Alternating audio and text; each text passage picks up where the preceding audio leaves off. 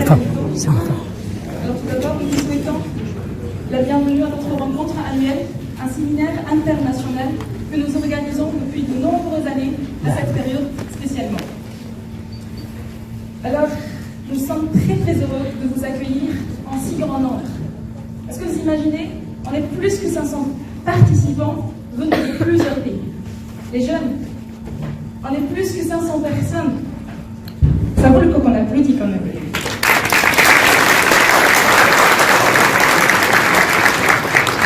Alors nous allons débuter notre rencontre par l'intervention de M.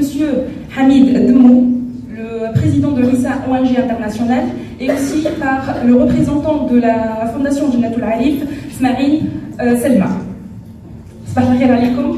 بالعربية نقول قد بشرت بقدومكم ريح الصباح يا زائرين، أهلا بكم ومرحبا. مرحبا بكم في هذا اللقاء السنوي وهذا الملتقى الدولي. عدد هائل يضم أكثر من 500 مشارك. نحب تشجيعات باللغة العربية تكون أقوى.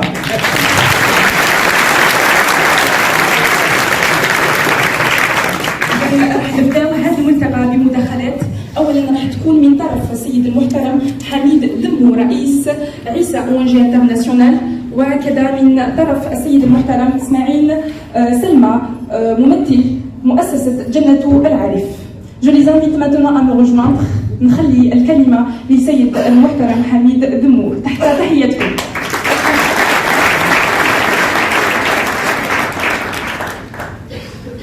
Merci Maman, shukran. Bismillahirrahmanirrahim. Mesdames et messieurs, chers invités, chers amis, chers frères et sœurs, l'Association internationale Soufi Alaouia, Aïssa ONG International et la Fondation Jannatul Arif sont très heureux de vous accueillir à cette rencontre annuelle et aussi au séminaire de jeunes qui est pour nous très important ici à Hammamet en Tunisie. Nous vous souhaitons à tous la bienvenue. Aïssa ONG International organise depuis plusieurs années cette rencontre de fin d'année avec le séminaire pour les jeunes dans plusieurs pays d'Europe. Nous étions l'an dernier à Murcie et l'année d'avant à Cannes. Et donc, c'est la première fois que cet événement a lieu en terre africaine, au Maghreb, plus précisément ici en Tunisie. Ce pays avec lequel nous entretenons des relations fraternelles et pour lequel nous formulons tous nos vœux de paix, de fraternité, de prospérité. Ce choix de la Tunisie constitue la première spécificité de cette rencontre, de cette année. La seconde concerne le thème qui a été choisi donc pour cette rencontre et surtout pour ce séminaire. Sens et essence du patrimoine islamique, avec pour objectif principal de mettre en valeur la richesse et l'unité du patrimoine islamique et de rendre accessible au plus large public les ressources et les enseignements, parfois méconnus, de la tradition et de la culture musulmane.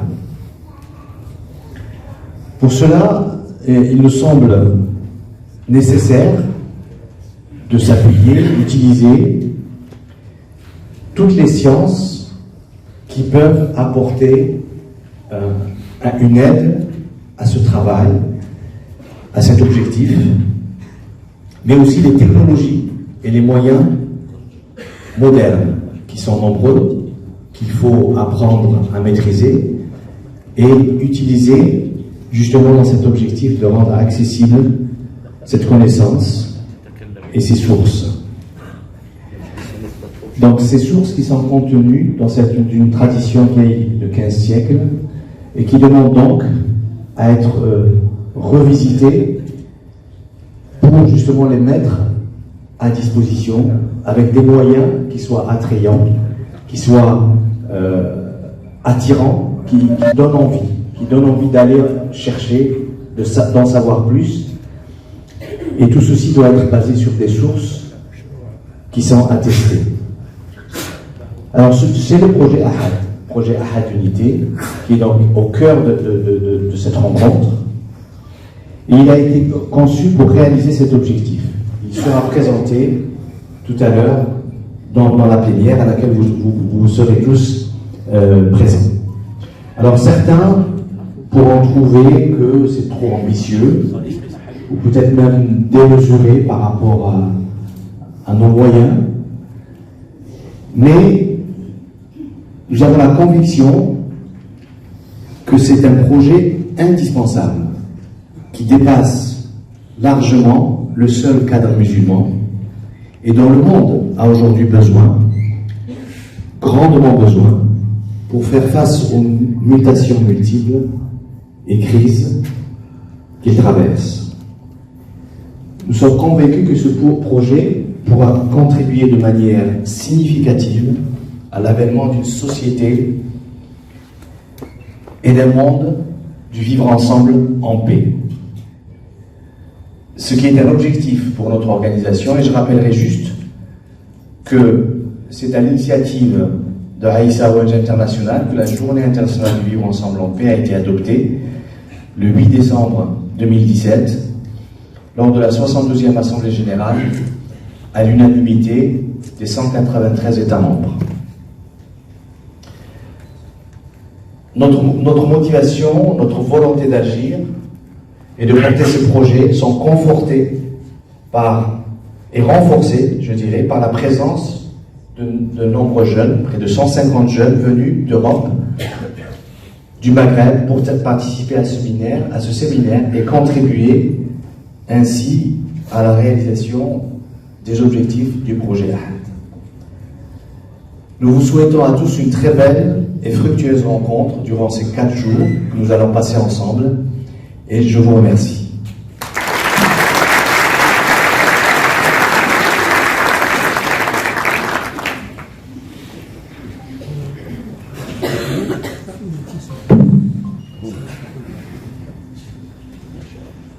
بسم الله الرحمن الرحيم.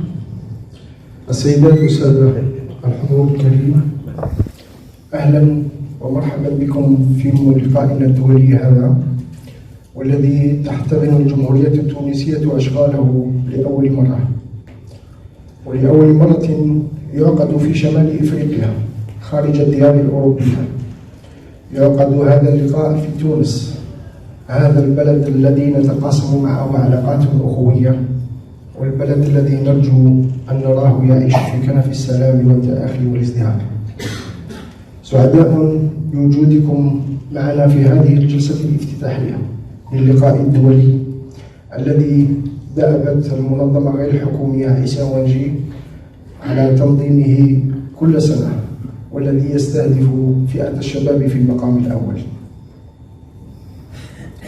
ينظم هذا اللقاء لهذه السنة تحت شعار معنى وجوهر التراث الإسلامي، وهو تتمة لسلسلة من اللقاءات السابقة عقدت بفرنسا والجزائر، والتي تهدف إلى وضع أسس لمشروع طموح موسوم بأحد.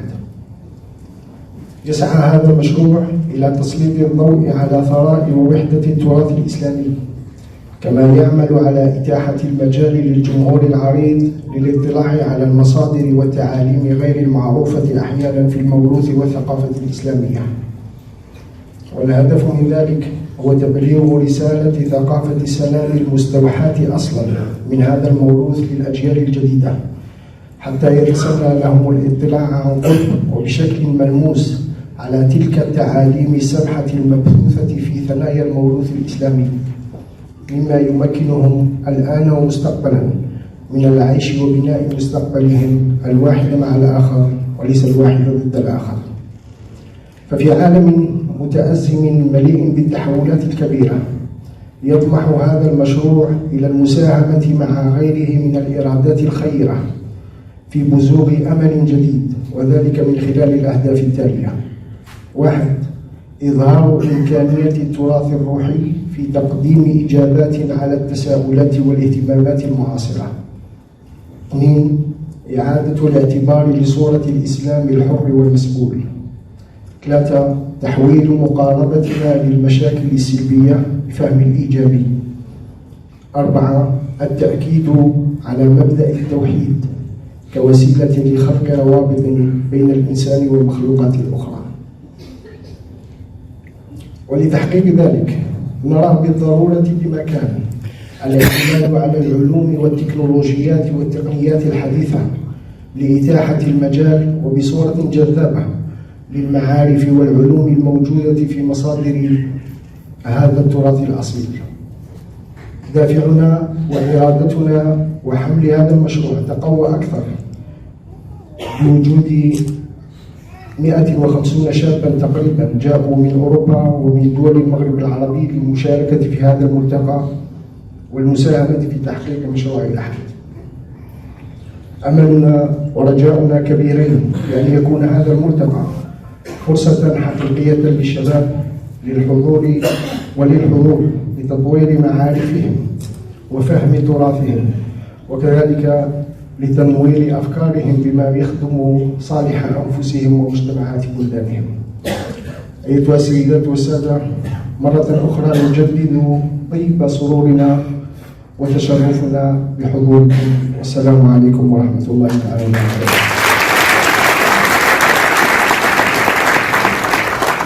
Merci infiniment à Monsieur Hamid Demou et à Monsieur Smarine Selma.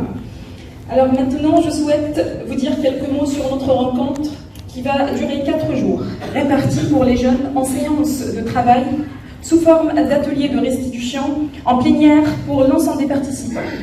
En ce qui concerne le 30 décembre, nous aurons la possibilité pour ceux qui le désirent, une visite tous ensemble, le mausolée de Sidi Bou Saïd, ainsi que le musée de la musique arabe Al-Najma Zahra.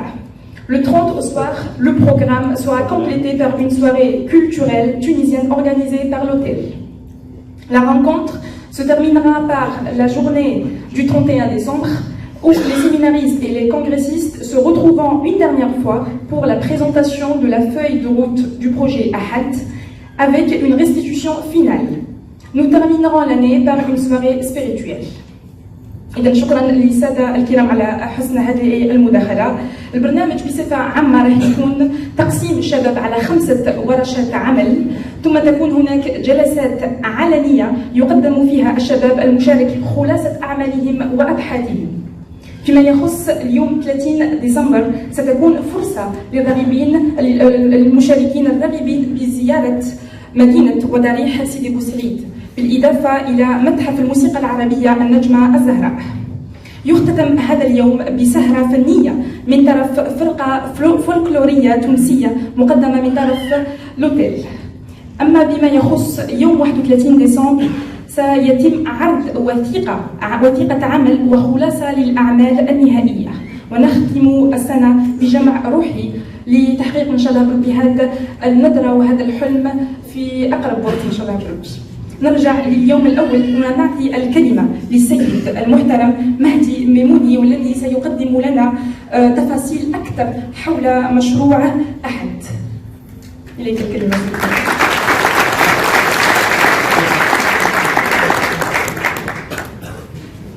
Salam alaikum, bonjour tout le monde.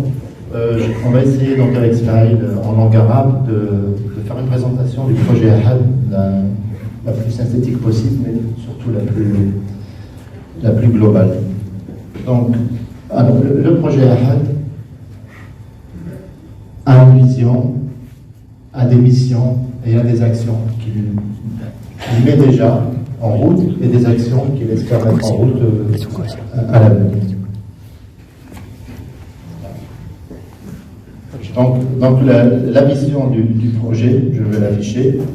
témoigner de la richesse, de l'unité et de la diversité du patrimoine islamique. بالنسبة لرؤية المشروع هو أننا نشهد على ثراء ووحدة التراث الإسلامي. Donc, cette vision très ambitieuse appelle bien sûr à des missions et des actions nombreuses.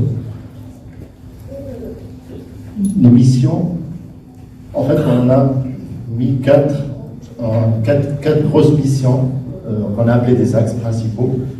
On verra plus tard qu'ils seront découpés en sous-missions. Donc la première grande mission, l'axe 1, c'est montrer en quoi la tradition spirituelle peut apporter une réponse aux questionnements et préoccupations de notre époque. المهام في هذا المشروع مقسمة إلى 4 نقاط محاور مهمة بصح التعبير. النقطة الأولى هي إظهار إمكانيات التراث الروحي في تقديم إجابات على التساؤلات والرهانات المعاصرة. Mission 2, axe 2, réhabiliter l'image d'un islam libre et responsable. المحور الثاني إعادة الاعتبار لصورة الإسلام الحر والمسؤول. Axe 3, transformer notre approche négative des problèmes pour en appréhender le positif. المحور الثالث تحويل مقاربتنا للمشاكل السلبية لفهم الإيجابي. Et le quatrième axe, affirmer le principe de l'unicité comme un moyen de créer des liens entre l'humain et toute la création. المحور الرابع تثبيت مبدأ التوحيد كوسيلة لخلق روابط بين الإنسان والمخلوقات الأخرى. Donc, nous allons reprendre axe par axe. Donc, l'axe 1, qui est montré en quoi la tradition spirituelle peut apporter une réponse aux questionnements et préoccupations de notre époque. Nous voulons valoriser l'apport et l'impact concret des personnages clés de l'histoire. Alors, notamment, bien sûr, des maîtres soufis. Puisqu'on est dans la dimension spirituelle, donc on a surtout envie de mettre en avant, dans cet axe, les maîtres soufis. Et surtout sur la société de leur époque. Le deuxième point, c'est valoriser la portée de leur enseignement par rapport aux problématiques et enjeux actuels majeurs.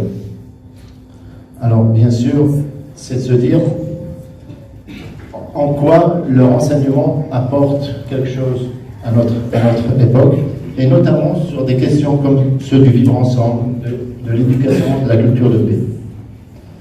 Et le dernier point, c'est rendre leur message perceptible, vivant et accessible à tous. Vous comprenez que là, on a envie de rendre ce message concret, leur impact concret, surtout à notre époque. سندخل في تفاصيل المحاور الأربعة المذكورة في هذا المشروع.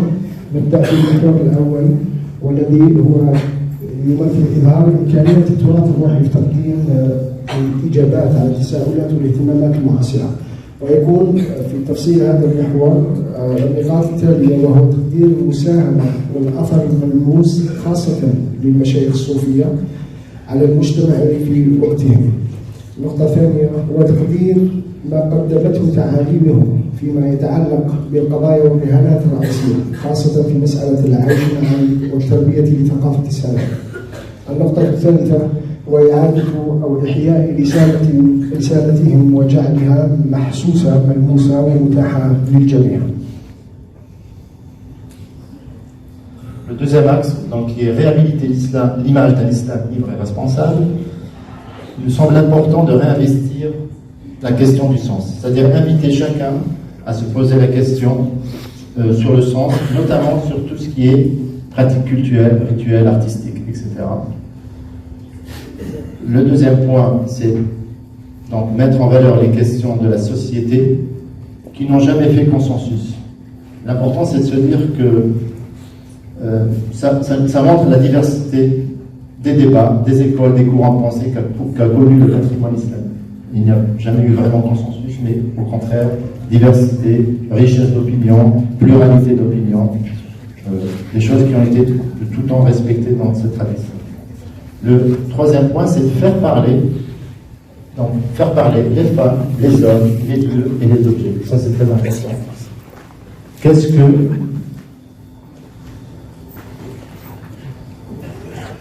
que ces hommes, ces femmes du patrimoine islamique nous disent?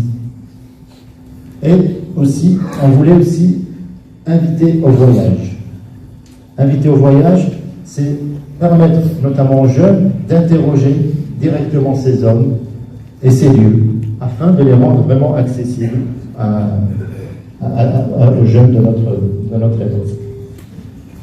بالنسبة لتفاصيل المحور الثاني اللي هو إعادة الاعتبار بصورة الإسلام الحر والمسؤول، فهناك هو دعوة للجميع إلى إعادة الاعتبار خاصة لمسألة المعنى، مسألة المعنى فيما يتعلق بالممارسات الشعائرية والطقوسية والفنية.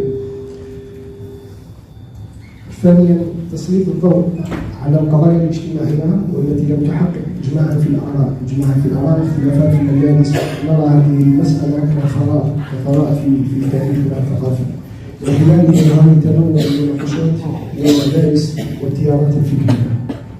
ثم اكتشاف هذا التراث لجعل رجاله ونسائه وأماكنه وأغراضه يتحدثونهم عن أنفسهم.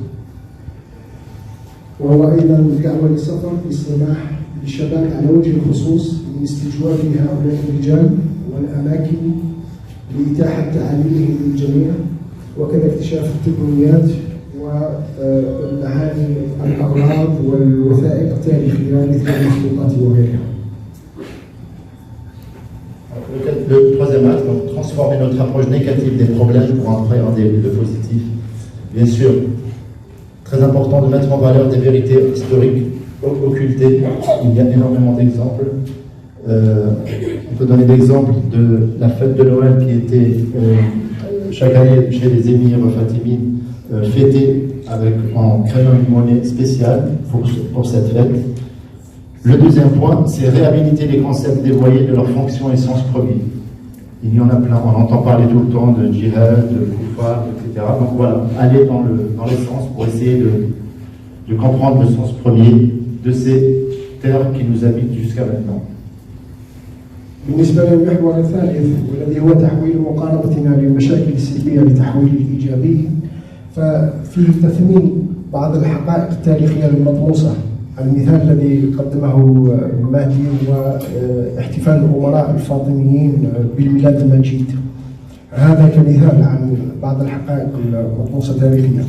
النقطة الثانية إعادة الاعتبار إلى بعض المفاهيم التي تم تحوير وظائفها وتحريف معناها الأول، وكأمثلة على هذه الكلمات والمعاني الجهاد، كلمة الأمة أو الكفار التي حورت معانيها أو تأخذ معنى غير مراد منها حقيقة.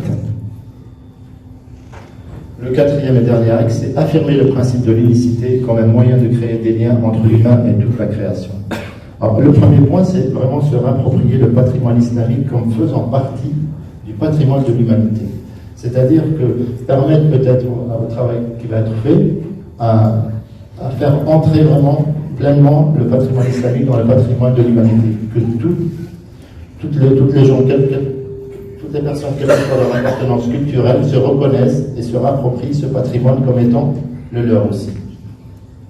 Le deuxième point, c'est mettre en évidence la sacralité de la vie et l'interdépendance du vivant. Et puis, regrouper et mettre à disposition ce qui est épars. C'est-à-dire faire en sorte d'essayer de mettre en valeur, valoriser tous les savoirs et recherches, tous les sites internet, les médias qui mettent déjà en avant cette vision, et essayer de les regrouper et de les mettre, de les valoriser et de les mettre à disposition de notre public. بالنسبة للمحور الرابع الذي هو تثبيت مبدأ التوحيد كوسيلة لخلق روابط بين الإنسان والمخلوقات الأخرى. في تفصيل هذا المحور يتضمن السماح لأي شخص مهما كان انتماؤه الثقافي مقارنة التراث الإسلامي من زاوية أنه تراث إنساني، تسليط الضوء على قدسية الحياة وترابط الأحياء، تجميع ما هو مبعثر ووضعه تحت تصرف من معارف وبحوث مواقع الانترنت ووسائل الإعلام إلى آخره. Donc maintenant, on va passer aux actions et on les a classées dans trois grands chantiers. Le premier chantier, c'est le travail de la recherche et de la pédagogie. Donc c'est ce qu'on a appelé les contenus. Il y a un travail d'interface qui va faire le lien avec ce qu'on a appelé le contenant. C'est donc la mise à disposition au grand public de ces recherches ou une partie de ces recherches. نمر الآن إلى أعمال هذا المشروع وهو ينقسم إلى قسمين. المضمون وفيه الأبحاث والوسائل البيداغوجية بيداغوجية البحث، والجانب الثاني هو المتضمن محتوى وضع تحت تصرف للجمهور العريض. On va détailler action par action, donc les contenus. Alors, vraiment, ces actions ne sont pas exhaustives, mais elles sont principales. La première chose, c'est la création d'une banque de données basée sur une structure thématique. Donc, on va enrichir une base de données sur la base de thématiques qui sont liées. On ne va pas voir tout de suite, mais si vous verrez dans les ateliers, dans les 2 ou 3 jours de travail, on pourra aller un peu plus loin sur cet aspect. Il y a bien sûr la conception d'une méthodologie de recherche qui soit vraiment liée à la vision, aux missions qu'on a mises en action juste avant. Ça, c'est vraiment une méthodologie. On a créé par exemple des fiches types sur certaines thématiques, par exemple les maîtres suffis ou les lieux saints, qui reprennent un petit peu les missions et les visions. Donc vous aurez l'occasion de voir ça plus tard. Bien sûr, il faut créer des équipes de recherche qui vont bien sûr enrichir cette banque de données. Très important aussi, on travaille sur une frise chronologique que vous voyez affichée ici. Tout à l'heure, je vais vous montrer quelques extraits, qui est la colonne vertébrale de cette recherche. Vous allez peut-être voir l'importance de cette frise, qui reprend les éléments les plus importants de l'histoire, en lien avec les personnages importants aussi. Bien sûr, un comité scientifique qui doit valider et relire ces travaux, donner une validation scientifique. Bien sûr, créer un comité de relecture et de traduction. Et un point important, parce que c'est vraiment gérer le fonds d'archives, ce qu'on appelle le légendage, et l'enrichissement de ce fonds, parce que c'est ce fonds aussi qui va nous apporter des éléments, qui va nous apporter de l'information sur ce patrimoine, tout simplement, sur l'histoire de ce patrimoine. Les objets, les manuscrits, on l'a dit tout à l'heure, sont un élément important dans la valeur de ce patrimoine, dans la richesse de ce patrimoine. بالنسبة لأعمال هذا المشروع ونشاطاته، الجزء الأول منها يتضمن العديد من النقاط، وهي ليست كاملة، وهي بعض النقاط فقط من نشاطات هذا المشروع. النقطة الأولى إنشاء بنك للمعلومات مؤسس على بناء موضوعات للإثراء والتحديث. وضع منهجية البحث. هناك بطاقات نموذجية أنشئت للإثراء وللعمل على قاعدتها لإجراء البحوث. إنشاء فرق بحث علمية متعددة بالموضوع مع الأخذ بعين الاعتبار رؤية ومهام هذا المشروع. ثم وضع وإثراء كرونولوجيا الأحداث والشخصيات، وهي موجودة هنا، سيزيد الحديث عنها فيما بعد، وهي تتضمن كرونولوجيا الأحداث التاريخية والإسلامية وغيرها المهمة في مدة 15 قرن. إنشاء لجنة علمية تضم الكفاءات الضرورية للتصديق على نتائج البحوث المتحصل عليها. إنشاء لجنة لإعادة القراءة وترجمة البحوث. ثم تسيير خزانة الأرشيف، إضافة تعليقات وتوضيحات وإثراء المعلومات حول هذه الخزانة. L'interface, donc l'action interface, c'est la partie qui va faire le lien entre ces recherches et puis ce qu'on va appeler le contenant, c'est-à-dire le futur site internet. Donc bien sûr des équipes de conception qui vont travailler vraiment sur la pédagogie, la façon de montrer nos recherches, comment les mettre en valeur. C'est vraiment, si on peut prendre l'image sur la première action d'une recherche archéologique, donc on fouille, on cherche, et puis on trouve quelque chose, et puis on veut le montrer, donc on le travaille, et le contenant serait un peu l'écran qui va accueillir ce travail. Donc voilà, donc des équipes de conception de modules et des modélisations et formalisations des scénarios pédagogiques qui vont permettre justement à des techniciens, des informaticiens de pouvoir développer derrière un site, des rubriques, voilà, un site internet. ما بين الشطر الأول للمشروع والشطر الثاني للمشروع هناك رابط ما بينه سميناه بالواجهة، وهو الذي يربط بين أعمال البحوث والنتائج النهائية التي ستصدر على شكل موقع الإنترنت.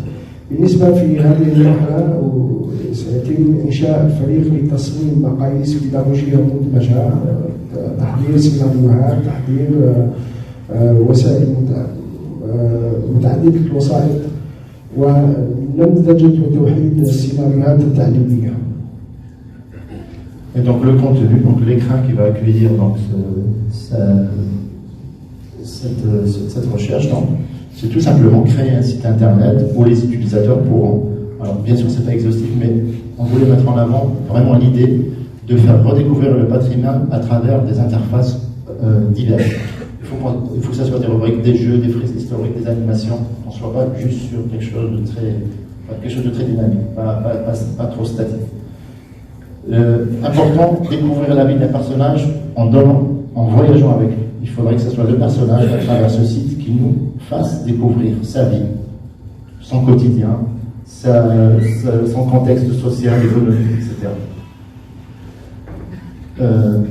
Revisiter l'histoire à travers sa frise chronologique. La frise chronologique, très important, on va la voir tout à l'heure. C'est ce qui nous positionne les personnages dans leur contexte historique mondial, islamique. Et aussi quelque chose qu'on voulait montrer, qu'on voulait vraiment valoriser, c'est permettre de naviguer de module en module. L'idée, c'est qu'un personnage puisse nous faire découvrir un environnement social, culturel, politique et vice-versa. Voilà.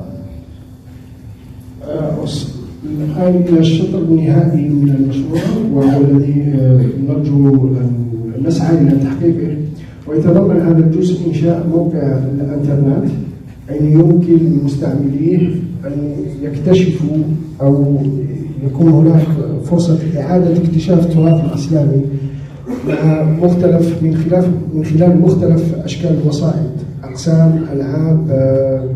نتصور هذا الموقع على هذا الشكل: أقسام، ألعاب، كرونولوجيا للأحداث التاريخية والتي سنتحدث عليها بالتفصيل فيما بعد، وكذلك تكون فرصة لاكتشاف حياة شخصية ما والسفر معه تاريخيا، ثم إعادة رؤية التاريخ من خلال كرونولوجيا الأحداث التاريخية، إتاحة الانتقال بين مختلف المقاييس بالمرور من شخصية إلى واقع البيئة الاجتماعية أو الثقافية أو السياسية.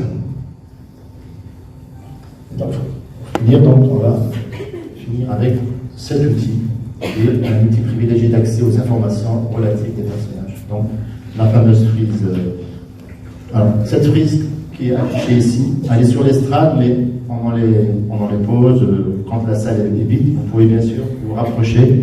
Vraiment, c'est un outil. Vous allez voir que c'est un outil très ludique, très pédagogique. Je vais vous faire un petit zoom sur l'écran.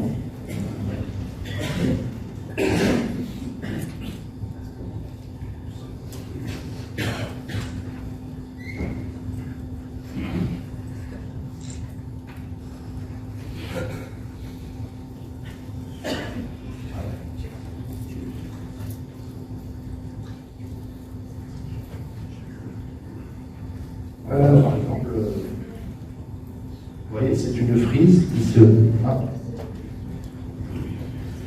بالنسبة لكرونولوجيا الأحداث التاريخية والتي هي موجودة أمامكم هنا، يمكن الاطلاع عليها فيما بعد لما تكون القاعة فارغة، ويمكن الإنسان يتقرب أكثر حتى يرى التفاصيل.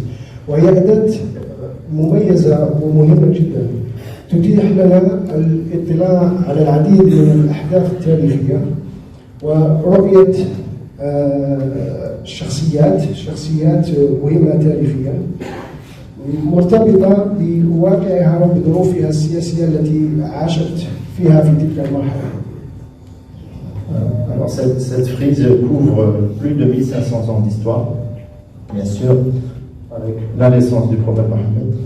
Excusez-moi, l'écran vraiment est petit, mais vraiment je vous inviterai à aller voir un peu plus en détail. Mais si, par exemple, on prend bien sûr le prophète Mohammed, donc on a sa date de naissance, et puis en tirant un trait, En fait, nous arrivons à voir dans quelle période ce personnage se situe. Bon, bien sûr, il est dans la période du prophète, mais voilà. En bas, nous avons une frise qui concerne l'histoire du monde. Et là, les dynasties et l'histoire du monde et du monde, avec les dynasties. Vous imaginez que c'est une frise qui est appelée à être enrichie avec plein d'autres éléments. On peut imaginer les écoles, on peut imaginer par continent, des histoires par continent. Donc là, elle est dans un fichier PDF, elle est sur quelque chose de figé, mais si on l'imagine sur un site, éventuellement on pourrait vraiment aller zoomer d'une façon, avec une technique particulière, on pourrait aller voir vraiment dans le détail, mettre en avant certaines frises historiques et pas d'autres, par exemple montrer les écoles, montrer les dynasties, montrer l'histoire de l'Asie, de la Chine, et on pourrait comme ça en parallèle voir à quoi correspond donc là, si je prends un autre exemple où le monde est plus animé, avec par exemple Khalid ad-Din Attar qui est là, hein. On voit tout de suite dans quelle dynastie il vit, voilà, et quels sont les événements mondiaux les plus importants. Bien sûr, la frise est à enrichir, il faut qu'on l'imagine de plus en plus riche. Une des choses qu'on va demander aussi aux jeunes séminaristes, c'est qu'on va leur afficher, ils auront leur frise dans leur atelier, et on pourrait les inviter, avec peut-être juste des post-it, à venir rajouter des éléments qu'ils découvriront au fur et à mesure, et qui permettra d'enrichir cette frise. Je vais en dire encore un peu.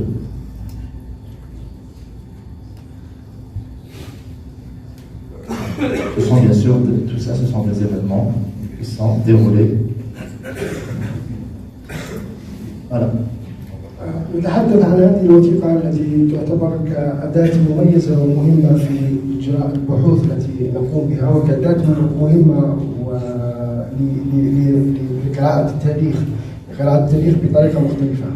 نجد في الأعلى أسماء للشخصيات التي أثرت وكان لديها دور في التاريخ الإسلامي، ثم نجد مجموعة من الأحداث التاريخية، السياسية، الاجتماعية، الثقافية، والتي تمس أيضا مختلف الميادين، ثم الأنظمة السياسية وأنظمة الحكم التي كانت آنذاك. قراءة هذه الوثيقة يمكن الإنسان أن يرى الشخصية ثم مباشرة تكون لديه معلومات عن الظروف التي عاش فيها والتي كانت محيطة به، مما يسهل على الباحث فهم تأثيره أو تأثره في حياته بمجتمعه وبما قدمه من تعاليم ومساهمات في ذاك الوقت.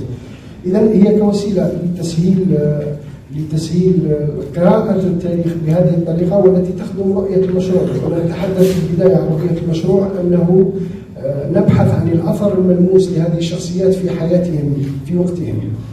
هذه الوثيقة هي المشاركون في الأبحاث مدعوون لإثرائها. هناك بعض الأحداث التاريخية ولكن ستثرى أكثر بإضافة معلومات أخرى كتاريخ المدارس الفكرية، كل التيارات الفكرية التي مرت في تاريخنا الإسلامي، بالإضافة إلى شخصيات أخرى. لحين الآن هناك شخصيات صوفية فقط، شخصيات المشايخ الصوفية، ولكن هي مدعوة للإثراء بشخصيات ونساء، أعلام النساء وشخصيات أخرى ساهموا في إثراء تاريخنا الثقافي السياسي والاجتماعي.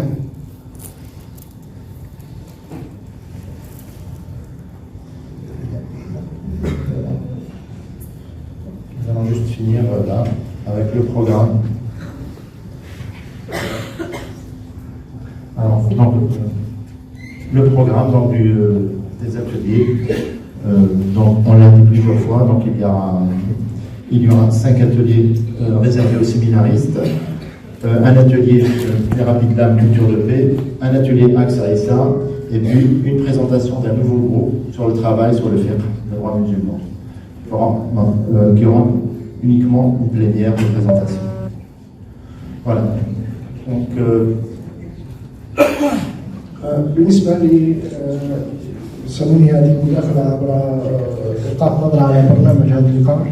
هناك 5 ورشات مختلفة: ورشة لأسباب النزول، ورشة تبحث عن الشخصيات أو أعلام التصوف، ورشة ثالثة عن الأماكن المقدسة في الإسلام، مكة والقدس والمدينة، الورشة الرابعة أعلام النساء المسلمات، ثم ورشة خامسة وهي ورشة تقنية تتعلق بإنتاج وسائل متعددة، ثم ورشة تتعلق بعلاج النفس وتكون هنا في على هامش هذا الملتقى، ثم ورشة للمحاور تعمل عليها الجمعية الدولية لإثراء هذا المشروع، ثم يتم هناك فوج للعمل وبعض المداخلات التي تمس بعض المسائل الأخرى كالمداخلة حول المدارس الفقهية. Nous allons donner la parole à peut-être moins de 5 minutes à chaque référent d'atelier pour présenter brièvement son atelier.